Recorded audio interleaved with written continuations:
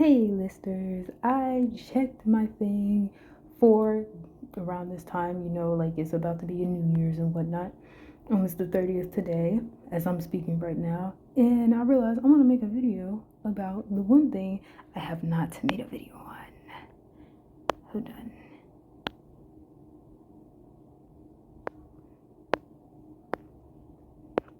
I'm gonna make a video about this. Oh crap. This right here, Ashes of Love. When I tell you that I had planned to make this video, what was this, a month ago? I planned to make this, but I could not remember it for the life of me. I put it down there. I was just like, hey, guess what's the next drama of the week? Knowing damn well that I couldn't remember shit about the damn movie. It's not a movie, it's a series. It's a long ass series. Well, it feels long. It's an hour long each episode. Like each episode is an hour. It's really good. I'm gonna try to remember these people's names. His nickname is Fohua, which is Phoenix, which is what he is, which is what I'm gonna get into. But I only remember one person's name, and it's literally him, Run You. His name is Run You, and I only remember his name. We're in trouble tonight. We're in trouble tonight. So we're gonna attempt to do this shit. Let's get into it. Let's go. Now, as you can see by how beautiful the appearances of these two are, this is a romance drama. This is a C drama, or it's a C drama. I think I damn near called it a K drama last time I even was trying to do a video of this, and I was just like, damn, I can't even do this video no more because I'm being wrong. So no, it's a C drama while I'm playing with it. This drama is following two characters, Jufang, I think I'm saying it wrong, and Jinmi. I'm gonna start off with the actual main character, Jinmi. Now, I would start off with how the episodes go, but let me not do that. Jinmi, if you are planning to watch this series, click off of this video. I'm spoiling damn near everything, okay? I might actually just put it in the title. It's gonna be in the title. I'm spoiling everything in this video, okay? Jinmi is the daughter of the floral goddess, okay, or floral princess. I like to say she's a floral princess practically. How she came to be was she was formed by two people who loved each other very much, who could not end up together because one of them had to marry off while the other had this baby. Due to the heartbreak of not being with the one she truly loved, the floral goddess had birthed this baby and made it to where all her people had to promise her to not tell Jinmi who her mother is, who Jinmi is, and about her origin in general. So Jinmi grew up not even knowing what a gender was. That's how secretive they were of this individual. She didn't even know if she were a boy or girl. She did not know what that was, okay? Now, since she was young, her powers didn't show well. This is all from memory, by the way. So if I'm wrong on some of the details, yeah, you can comment if you want. I am back, minor disturbance. So basically, she lived her life not knowing who she was or what was going on. She's kind of in this little, it's not an academy, but it's like a gathering for other girls who are like plants. She thinks she's a plant. And that's the thing. This world is full of magical beings and magical, celestial? Can I say celestial beings? There's demons as well. There's birds. There's dragons. Only one dragon we see though, but yeah. She lives in the world of floral people where they're named after plants, or they literally probably are plants, or their true being is a plant. Her true being, I'm gonna say later on or in part 2 or whatnot. So yeah, Jinmi can tend to slack off. She sleeps and whatnot, and then there is this guardian or counselor or teacher or whatever who watches over her. She is one of the guardians of the floral goddess. She knows who Jinmi is. Jinmi doesn't know that this woman knows who Jinmi is. This woman just watches over Jinmi as well as the other ones. I'm explaining the first episode. Throughout the episode, we go through Jinmi and then her other best friend, I think Suha. I can't say these names. Oh my gosh, it's been so long. At the end of it, something occurs. Jinmi sees something falling from the sky and it lands right in either her backyard or her front yard. It looks like a burnt chicken. And that's kind of what it was. No, I'm screwing with you. But yeah, she picks it up. She nurses this burnt chicken. And then something happens and it turns to a full-grown man and whatnot. This person is Zhufang. Now we're gonna go into this hot man and who he is and whatnot. He is the son of the emperor, who is a dragon, and the son of the empress, who is a bird. These two clans united together. However, you will find out as the series goes on that the father, the dragon, I'll just call him a dragon, he did not want, or he's not in love with the bird. He's in love with the floral goddess. He has always been in love with the floral goddess. Ever since he saw her, he's been in love with the floral goddess, okay? AKA Jinmi's mama. But that's just a little background for it. He's kind of like the champion son, the son that makes everybody proud, the son that's been wanted. I will talk about Runyu afterwards, because I used to like Runyu, but, something happened. I don't like him no more. But, anyways, his father praises Zhufang. The mother loves Zhufang and whatnot. He's extremely powerful, being a dragon and a bird. He's a phoenix. He's a fiery bird, okay? He's a phoenix. If he dies, bro, he will come back to life. That's why he was that burnt chicken at the end of the episode, bro. That's what happened. I think it's a ritual that happens to where, or from my memory, I'm trying to think, where he dies and then he is reborn again. Like, it has to happen. Or he can die in battle and he'll just be reborn again. Like, it just happens that way, right? Oh, yeah, I forget to mention they have a military. So the bird mom, she's kind of like a military brat, if I'm gonna be honest with you. These two factions, the bird and the dragons. The dragons are just the top tier. They are the most powerful, if I'm gonna just be dead for real with you. The only other powerful being, I would say, is the water god. Yeah, I think the water god. Yeah, they're pretty almost evenly matched and whatnot. Fire and ice, or fire and water, whatever. Zhufang's mama is a military brat at heart. She wants Zhufang to marry someone who is smart and witty, just like her. Well, I don't know why I'm speaking so weird, just like her. She wants him to marry someone that's like her, which is like, okay, why don't you want him to fall in love with somebody who he actually loves and not with somebody he's obligated to be with? He basically wants her to end up in the situation that the father, the dragon, was in when it came to the bird and the floral goddess. He chose the bird, but he really wanted the floral goddess. I think he did something to the floral goddess, or tried to, but no, that's gonna be revealed later. This fine man, he's constantly put in a situation where he is being courted by his cousin. Yeah, because his mom keeps setting it up, like, because the cousin is a lot like his mama. His mama wants him to end up with somebody that's like her. So yeah, it's weird. Why are you setting your son up with someone you're related to? I just can't. But anyways, that was a loose backstory. So now we get to these two. When first met with each other, he cannot decipher what her gender is, because it is a spell. That's why she doesn't know what gender she was. She literally, I don't even think she was taught about gender. She just thought she was a plant. So it's just like, she has a spell on her, very powerful. And I think something happens to where, I think it's a hairpin. It's that hairpin in her hair that makes her appear genderless. And then when it's taken out, it shows she's a gorgeous floral princess.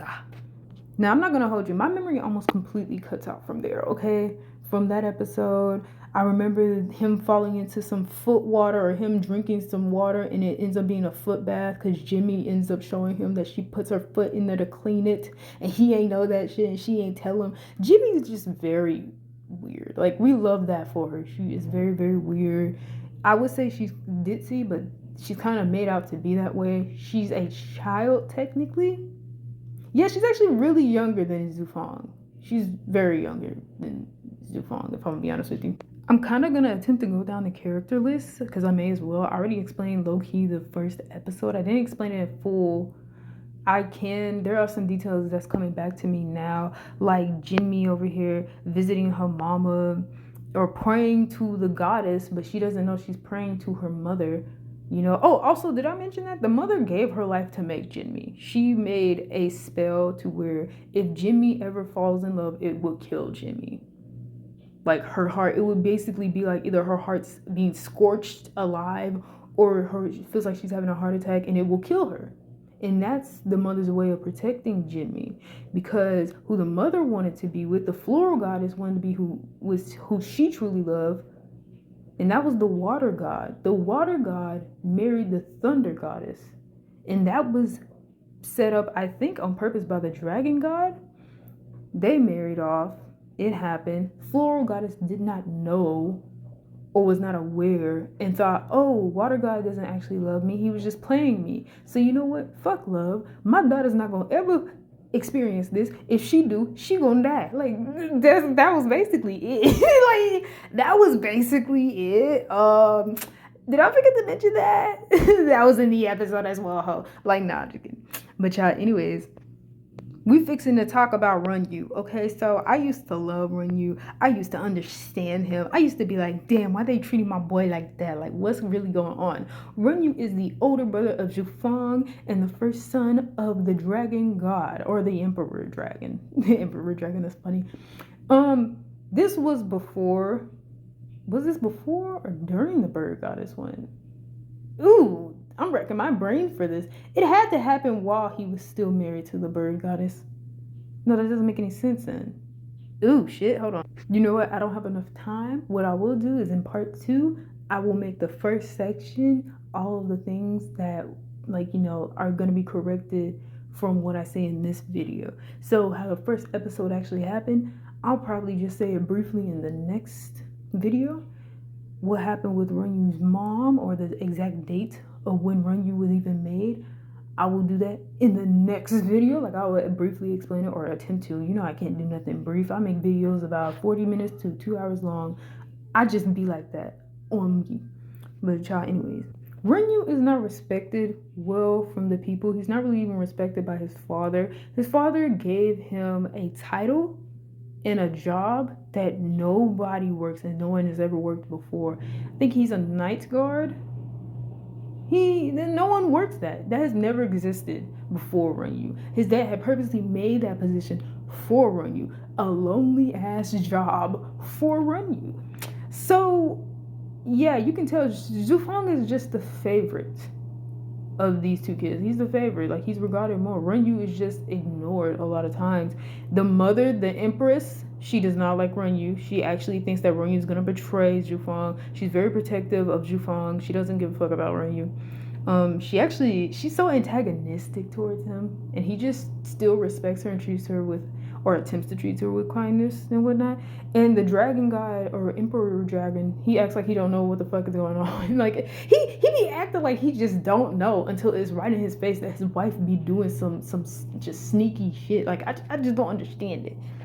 Like, y'all, I'm starting to think that him being Runyu, sir, just so fine. Child. Anyways, I got distracted.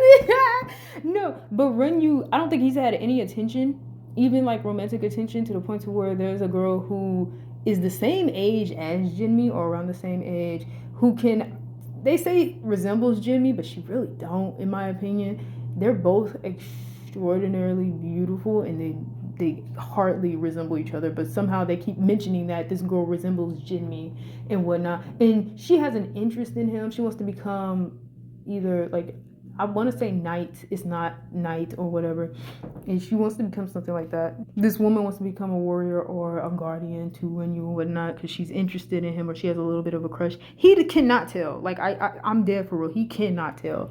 Or even when he can, he says she's too young, right? But when I tell you, when Runyu meets Jinmi, oh, that's a spoiler. There's so many in this. I just don't care. When Runyu meets Jinmi, he falls in love with her. Her hair is down. She looks gorgeous. I understand, like, damn, Miss Mama, yes. I could see why they fall for you on the game. But child, anyways, yeah, he falls for her. Jinmi is young. She's extra. I think they're 500 years her senior. Like, they're literally older than her. Runyu's even older. That's not a word. Oh my gosh. Runyu is even older than Zhufang. So it's like, bro, you say this little lady too young, but Jimmy's the same age. What's your excuse? That's dumb. Just say you don't like her, that you like Jinmi. Like, don't even be like that, old man. But child, anyways, he has also this not epiphany, but like, he has this insecurity about his fishtail. I'm back. I was interrupted a little bit. Now everything's good. He has an insecurity about his fishtail. He is a water dragon. So he has a fishtail. It's actually adorable. However, he holds a lot of things in because no one is there to listen to all his struggles and strifes. Like for years, he's old as shit. He's hundreds of years old, I think. No one for hundreds of years has ever listened to him and his problems because they don't care. They've already showed for years they don't give a fuck. Okay, so to have like a guardian come along, it's hard for him to open up to her, but he opens up to Jimmy real quick because he likes Jimmy. Jimmy looks good to him, and she calls him Fish Fairy. It's kind of like, oh, it's sentimental, it's cute. So she likes him, like, but she doesn't like him in that way. She likes him as a friend. He's in love, like he's infatuated with her. He's damn near in love with her. God damn it. So yes, it actually becomes possessive later on in the series. Like I think he damn near threatens his brother, or he does actually threaten Zufang because he wants to marry Jimmy, and he does anything he can to let it happen. Like he's just that. He has a little bit of a jealousy that turns full blown once Zufang and Jimmy establish that they have feelings for each other. Like his jealousy just skyrockets because it feels like Zufang already got attention all his life, and now you can't even have the girl that he has set his eyes on. Like it's kind of like that. So you know, it's gonna become like how it was for the fire dragon. Just different names for this dragon emperor dick. In the water god and whatnot. It's kind of become like that, but full blown at war. I have not reached the end of this series, as I have not reached the end for Cheese in the Trap. 2 series I have not reached the end to, and yet I'm talking about them. No wonder my memory is choppy as hell. Like I literally cannot. Now we're going on. I got a little bit tired of talking about Renyu because there is a lot with it, but I have not seen this series in a while, so it's kind of just like, and it's just like Cheese in the Trap. I haven't seen Cheese in the Trap like what, a few months, if not a year. With this one, it's even longer. Okay, we're speeding past this. My sister got to do my hair. We're gonna talk about Yanyu. Yanyu was here since the beginning. He's the best friend to Jinmi, and he's like, he jokes around with her, and I forgot his power. We're gonna speed past. He is related to Renyu. Child, anyways, no, he's not actually related to Renyu. He was raised by I want to call her a sea goddess. I'm gonna just say sea nymph, even though it's not the right term. He was raised by a sea nymph, and she raised him up to where he kind of like does errands for her and whatnot, and he was an orphan and whatnot. She took him in. She gives him tough love, or it's kind of like she's afraid to give him love, because if I'm gonna be honest with you, I think Renyu was taken away from her. These are just like theories. I'm trying to recount the series as I think about it. Renyu was taken away from her, and so she took in 2 kids, Yanyu and another kid I can't remember the name of. She raised them up, but she didn't raise them up with a lot of love because she's afraid of loving them, because oh, what if something happens, like kind of like that. That's just from my memory. So yeah, that's about Yanyu and whatnot. Yanyu, I think, does he flirt with Jinmi? I don't remember. I think he do. Like, I don't know. I just don't remember. Child, anyways, we're going to Suha. This is the cousin. Oh Lord, this is the cousin. In love with Zufang, or at least is infatuated. She's basically like brought up in her life. We never really see her parents. I don't think she has any, or like her parents, like, you know, they're probably just not around as much. So you mostly see her with Zufang's mama, the Bird Empress. The Bird Empress is kind of like a teacher to Suha, and Suha is like brought up to think that she's gonna marry Zufang, and she likes Zufang. But yeah, she's brought up to believe this, and at first she was really nice to Jinmi. Like, you know, even when I think she realized that Zufang had a little bit of an interest in Jinmi, she didn't harbor any hatred or ill will towards Jinmi. It wasn't until a certain moment in this series that's very crucial to not only the relationship of Zufang and Jinmi, but also how Renyu reacts, how Suha reacts, literally how even the damn Emperor Dragon, who you will not see a lot because it's mostly the Empress doing a lot of backward shit. The Dragon Emperor is just, I think it's just because he's very powerful and busy. He doesn't concern with himself with a lot of shit, so it's just like, you know, until there's a moment where he has to. So, child, anyways, yes. One crucial moment, and it is when Jinmi and Zufang go to the human world, and I will explain that in another video, probably a part 3, because part 2 is going to be long. I already know it. But child, anyways. So yes, she starts off just fine, nice and understanding. And then after the world events of the human world, because Suha also went to the human world as well, they fell into the human world. She harbors a hatred for Jinmi and Zhufang, both of them. A lot happens in this, and then afterwards she basically becomes ruthless and vengeful. Like, it's like, damn, this bitch is actually gonna become a threat for real. So yeah, she's kind of becoming like the Empress, Bird Empress, and whatnot. Liu Ying, she's the one I damn near know the least about. She is the demon princess and whatnot. She respects Zhufang, and she is respected by Zhufang. And the demon world and whatnot, it is kind of an enemy to the heaven world, of course. You know, the birds and dragons in the heaven world, of course, is an enemy. One of her relatives is doing some backward ass shit and she doesn't know of it, or when she does know of it, she kind of tries to warn her father, but then it kind of backfires on her. She has a childhood friend who is being used to help the demon world and whatnot. He's kind of like a soldier, mainly a slave. He has this power where he can form, I think, a bow and arrow out of his own flesh and bone. It's cool, but it's like, oh my gosh, no. But he's working for the Empress. The Empress is the true villain. She's coinciding with the demon world for something. I don't know what, but it is. Some facts are probably going to be wrong in this video. I'm going to have to correct it in part 2. But child. Anyways, let's go to the next person. Who are we going to talk about? That I remember. I don't know who Kuang Lu is. I forgot. Lulin? Who is he? Shit. Why did I do that? Isn't he the... He's Water God! Oh my gosh, I forgot about Water God. I forgot about my baby daddy. Like, no, I forgot about my husband. Like, no. Because he looks so young. Like, bro, y'all don't understand. When you see the Emperor and the Empress, they look like how you think they look. They look older. They look like they're in their 40s or 50s. They don't have no baby face. They don't look young. They don't look like young people, okay? The Water God looks like a young person. He looks like he's in his 30s, but he doesn't look like 50s or 40s. Like, you know, that's the thing. Water God. And that's Thunder Goddess right beside him, by the way. Water God, I love him. He is the father of Jinmi. Father of Jinmi. Was in love with Floral Goddess. Had to marry Thunder Goddess. I forgot why.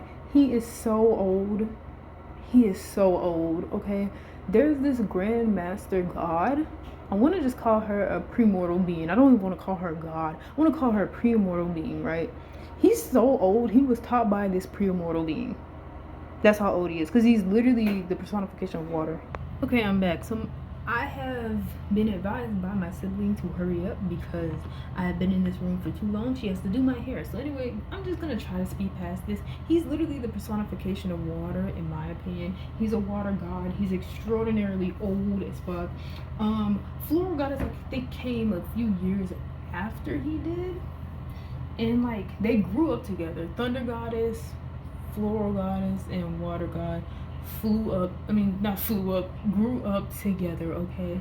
And so yeah, he's always been in love with Floral Goddess. Thunder Goddess knew that, like, that's the thing is, but Water God and Thunder Goddess had to get married, and I forgot why. I think Emperor Dragon set it up to where they had to get married.